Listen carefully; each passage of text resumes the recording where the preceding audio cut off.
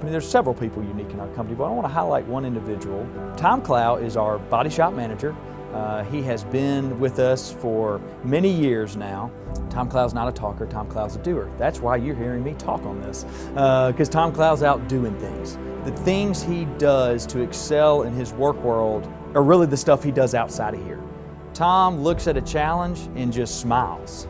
Tom doesn't take your standard vacation to the beach. Tom goes and climbs the Appalachian Trail for a week and doesn't see anybody, or we don't hear from him for a week. So what I do is pray that he returns, but he goes to connect. He goes to feed his mind. He goes to create mental toughness so that he can come back and do the job to his best ability, but also be the best for his people that he needs to be, because he understands he's got to serve his people. And he would never sit here and tell you this. That's Tom Clough.